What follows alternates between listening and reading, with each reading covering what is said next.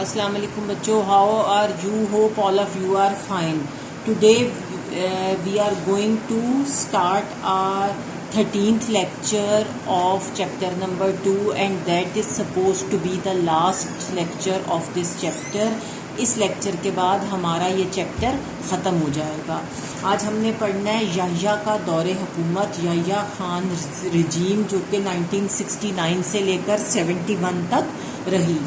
1965 کے جو general elections ہوئے اس میں مادر ملت جو تھیں فاطمہ جناح، ان کو جب ناکامی ہوئی، شکست ہوئی، اور تاشقند میں صدر ایوب خان اور لال بہادر شاستری کے درمیان ہونے والا جو معاہدہ تھا، جسے معاہدہ تاشقند کہتے ہیں، اس کو پاکستان نے قبول نہیں کیا تھا. یہ جو تاشقند ڈیکلیریشن ہے، تاشقند معاہدہ جو ہے، یہ ایک پیس ایگریمنٹ ہے، یہ ایک امن کا معاہدہ تھا جو کہ پاکستان اور انڈیا کے درمیان ہوا تھا، اور یہ 10 جنوری 1966 کو سائن ہوا تھا تاکہ انڈو پاک وار جو تھی 1965 کی، اس کے مسئلے کو حل کیا جا سکے اور امن کو حاصل کیا جا سکے. اور امن جو تھا وہ has been achieved on 23 September تک امن جو تھا وہ حاصل ہو گیا قائم. اور بائی دا انٹرونشن آف مداخلت جو تھی وہ باہر کی پاورز نے کی، جو پاکستان اور انڈیا کے علاوہ جو ممالک تھے انہوں نے اس میں مداخلت کی. اور جو اس مداخلت کی وجہ سے یہ دو قومیں پاکستان اور انڈیا جو تھیں، انہوں نے جو جنگ تھی اس کے جنگ بندی کا اعلان کیا، جنگ کے ختم ہونے کا اعلان کیا. اسی لیے اس کو امن کا معاہدہ کہتے ہیں، اور چونکہ یہ تاشقند کے مقام پر ہوا تھا اس لیے اسے معاہدہ تاشقند کہتے ہیں. اور اس کی جو صلح صفائی کرانے والا ملک تھا وہ رشیا تھا. ٹھیک ہے جی. اور یہ معاہدہ جو تھا اسے پاکستانی عوام نے ایکسیپٹ نہیں کیا تھا، اور اسی کے نتیجے میں جو عوام تھے، جو جنرل پبلک تھی، اس کے درمیان صدر ایوب خان کے خلاف نفرت پیدا ہو گئی، اور طلباء نے یونیورسٹیوں اور کالجوں میں صدر ایوب کے خلاف احتجاج شروع کر دیا. اور ایوب خان کی جو اکنامک جو ریفارمز تھیں، اس کے جو فروٹس تھے، اس کے جو ثمرات تھے، اس کے جو ایفیکٹس تھے، وہ بھی ابھی پبلک تک نہیں پہنچ سکے تھے، بلکہ دولت جو تھی وہ چند ہاتھوں میں جو تھی وہ ہاتھوں میں رہ گئی. اور اسی دوران صدر ایوب خان کے جو بہت قریبی ساتھی تھے اور اس وقت کے جو وزیر خارجہ تھے ذوالفقار علی بھٹو، جو کہ فورن منسٹر تھے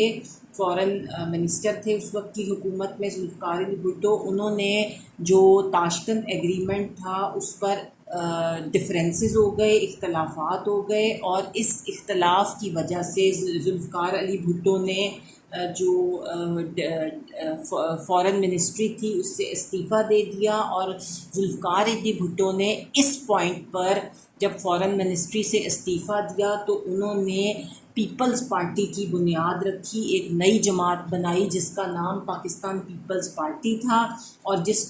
یہ جو جماعت تھی اس میں عوام نے بھرپور شمولیت کی. عوام جو تھا اس نے بے خوف و خطر اس میں بھرپور جو تھی وہ شمولیت اختیار کی، اور حالات پر قابو پانے کے لیے صدر ایوب خان جو تھے انہوں نے 1969 میں تمام سیاسی جو لیڈرز تھے ان کی ایک راؤنڈ ٹیبل کانفرنس جو تھی وہ بلائی، تاکہ ملک کے جو پولیٹیکل حالات تھے، سیاسی حالات تھے، ان کا سلوشن نکالا جائے. ملک میں جو بے چینی، بے امنی اور سیاسی انتشار تھا اس کا کوئی حل نکالا جا سکے. لیکن یہ کوشش جو تھی سکسیسفل نہ رہی، اور آخر کار جو تھا وہ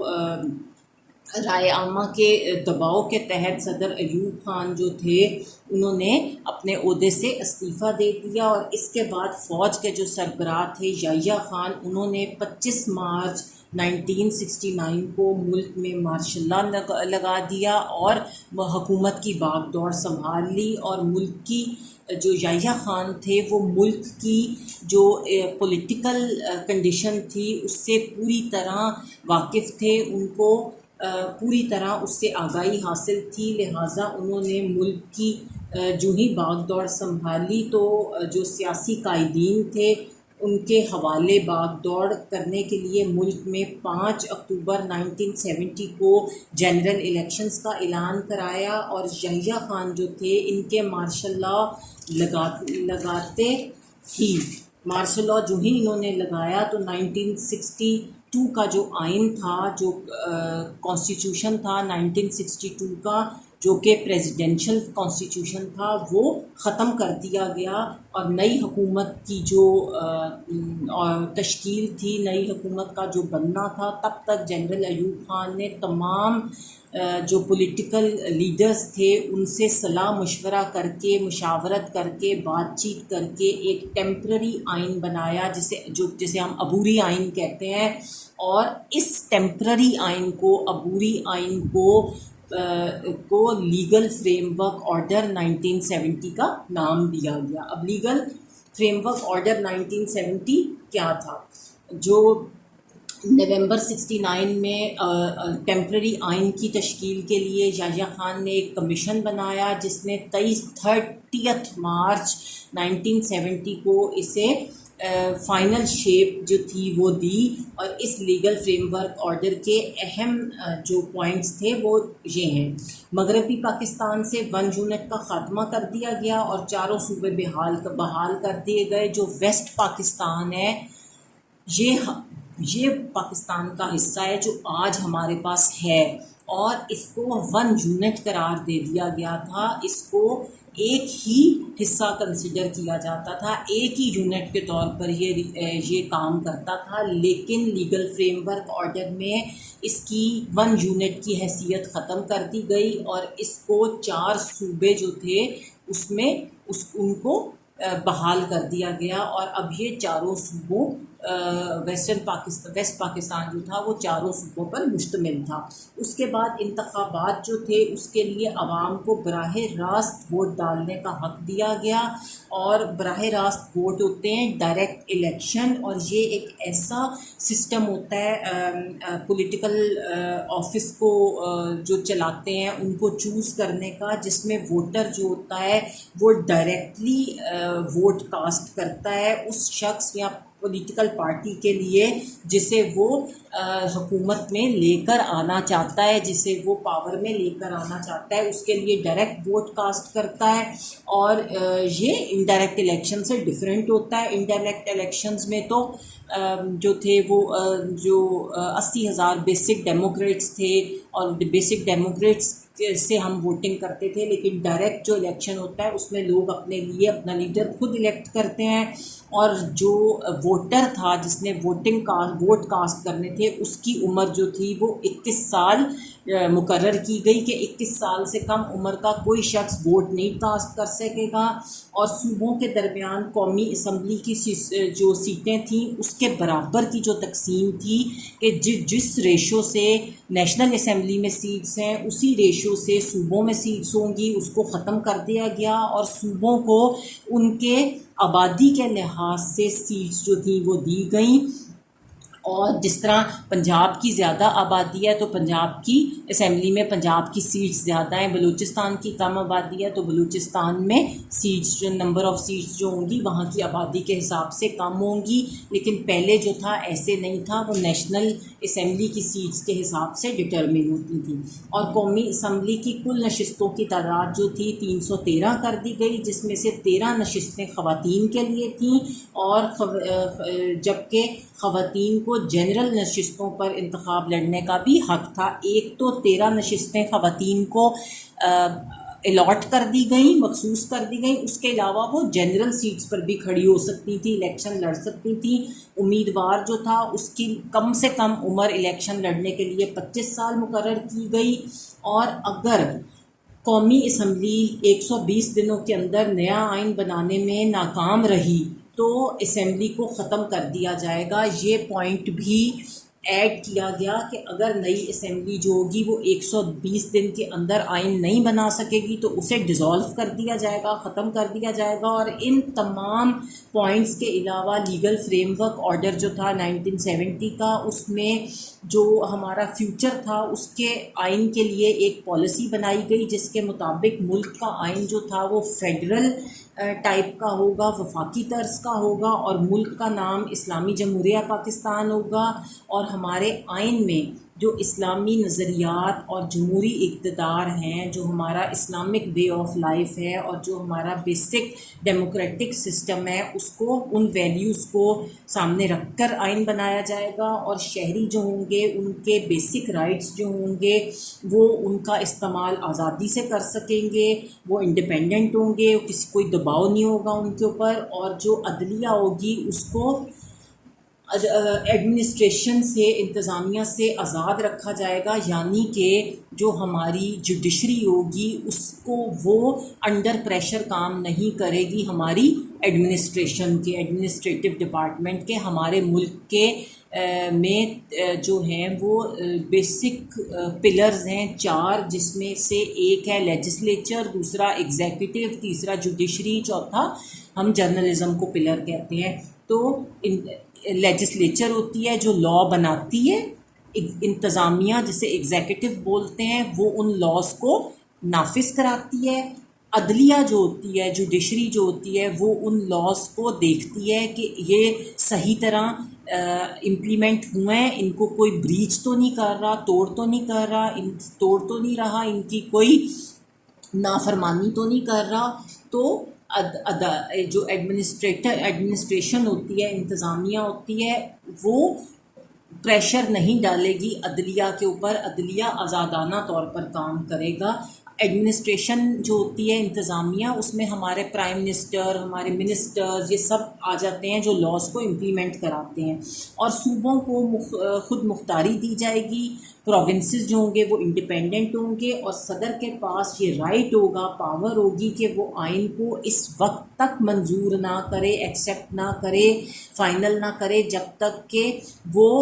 یہ تمام نکات جو ہم نے پڑھے ہیں وہ آئین کا حصہ نہ ہوں، آئین میں ایڈڈ نہ ہوں. اور صدر کے پاس آئین کی ترمیم کا اختیار بھی ہوگا، آئین کو چینج کرنے کا، اس میں امینڈمنٹ کرنے کا بھی اس کے پاس پاور ہوگا. اور اس پاور کو کسی عدالت میں ہم چیلنج نہیں کر سکیں گے. اس کے بعد تیسرا پوائنٹ جو تھا وہ 1970 کے عام انتخابات تھے. لیگل فریم ورک آرڈر 1970 کے اکارڈنگلی قومی اسمبلی، نیشنل اسمبلی اور پروونشل اسمبلی کے لیے عام انتخابات ہوئے، جنرل الیکشنز ہوئے. اور یہ بالغ رائے دہی کی بنیاد پر ہوئے کہ تمام شہری جو کہ بالغ ہوں گے، جو ووٹنگ کا ایج ہوگی، جن کی 21 جو ایج مقرر کی گئی، ان کے اس کی بنیاد پر ہوئے. تمام بالغ افراد نے ان میں حصہ لیا. اور پاکستان کی تاریخ میں یہ پہلے انتخابات تھے، لہٰذا عوام میں انتخابات کے لیے بہت جوش و خروش تھا. اس سے پہلے کوئی جنرل الیکشن ملک میں نہیں ہوئے تھے. پاکستان بننے کے بعد یہ پہلے جنرل الیکشن تھے. لوگ بہت گرم جوشی سے اس میں پارٹیسپیٹ کر رہے تھے. اور انتخابات میں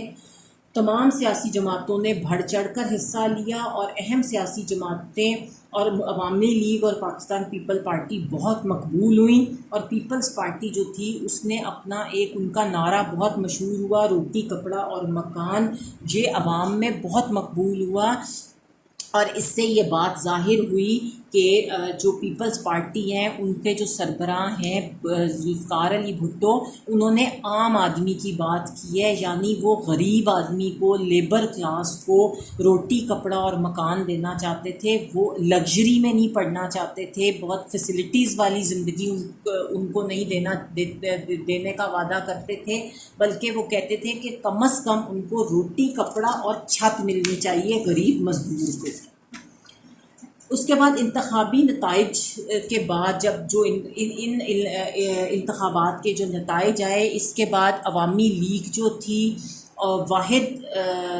جو تھی وہ میجورٹی پارٹی کے طور پر سامنے آئی. اور اس نے عوامی لیگ نے قومی اسمبلی کی 300 نشستوں میں سے 167 نشستیں جیتیں. اور پیپلز پارٹی نے 81 نشستیں جیتیں، اور باقی جتنی بھی جماعتیں تھیں وہ صرف 37 نشستیں سیٹس جو تھیں وہ جیتنے میں کامیاب ہوئیں۔ اس طرح صوبائی اسمبلی کے جو نتیجے تھے وہ بھی اس سے ڈفرینٹ نہیں تھے، اس میں بھی یہی دونوں پارٹیز سامنے آئیں، اور عوامی لیگ جو تھی اس نے مشرقی پاکستان کی 300 جنرل سیٹس میں سے 288 سیٹس جیت لیں، یعنی کہ عوامی لیگ جو تھی وہ مشرقی پاکستان، ایسٹ پاکستان، کون سا پاکستان کا وہ حصہ جو ہم سے الگ ہو چکا ہے، جسے اب ہم بنگلہ دیش کہتے ہیں، اسے ایسٹ پاکستان کہا جاتا تھا، اس میں عوامی لیگ ابھر کر سامنے آئی اور اس نے 300 میں سے 288 سیٹس جیتیں، اور پیپلز پارٹی نے پنجاب اور سندھ میں میجورٹی سیٹس حاصل کیں، جبکہ نیشنل عوامی پارٹی جو تھی اور جو جمعیت علماء اسلام JU آئی تھی اس کو صوبہ سرحد اور بلوچستان میں اکثریت ملی۔ جو انتخابات تھے، یہ الیکشنز جو تھے، ان کے جو ریزلٹس تھے انہوں نے اس بات کو کلیئر کر دیا کہ عوامی لیگ جو ہے وہ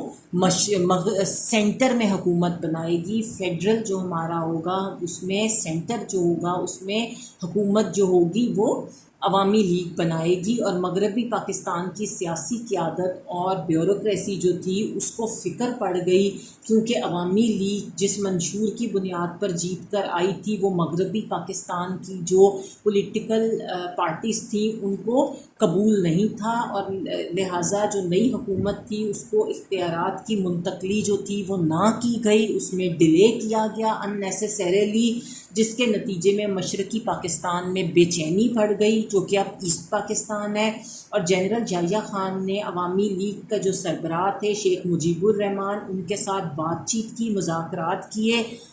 لیکن وہ مذاکرات جو تھے وہ سکسیسفل نہ ہو سکے، اور جو شیخ مجیب الرحمان تھے انہوں نے حکومت جو تھی اس کی منتقلی ان کو کرنے کے علاوہ اور کسی بات پر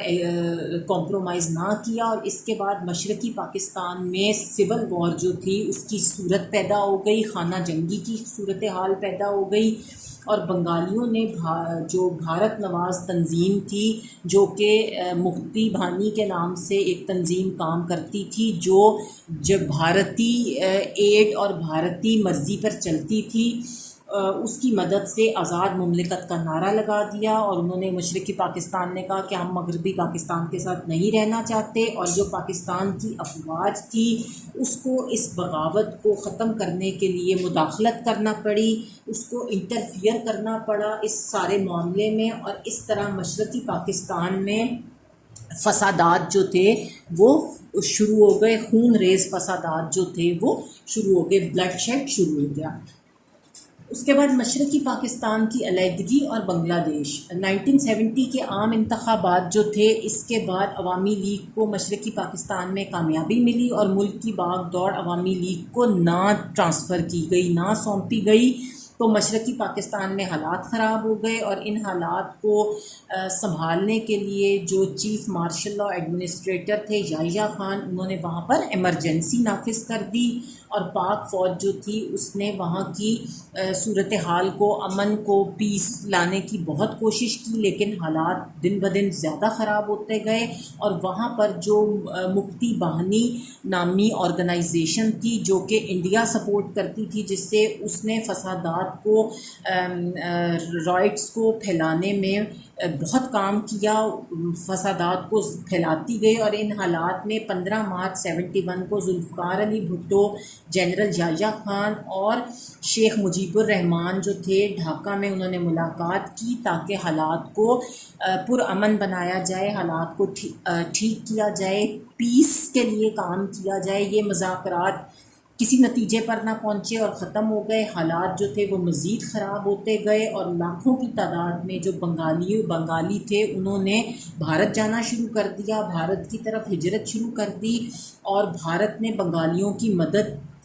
کا جو سرکاری طور پر اعلان کر دیا، بھارت نے ڈکلیئر کر دیا کہ ہم بنگالیوں کی مدد کریں گے، بنگالیوں کو ایڈ فراہم کریں گے، شیلٹر دیں گے، اور بھارتی فوج نے باغیوں کو اسلحہ بھی دیا، ویپنز بھی دیے، اور ان کی ٹریننگ بھی شروع کر دی کہ کس طرح پاکستان کے اور مسلمانوں کے خلاف لڑنا ہے، جس کی وجہ سے پاکستان اور بھارت جو تھا ان کے درمیان حالات اور خراب ہو گئے، اور جنرل یحییٰ خان نے فوج کے مزید ٹروپس جو تھے وہ مشرقی پاکستان روانہ کیے، جس کے نتیجے میں پاک فوج جو تھی اس نے بیشتر علاقوں پر کنٹرول جو تھا ایسٹ پاکستان کے وہ حاصل کر لیا۔ پھر حالات کو دیکھتے ہوئے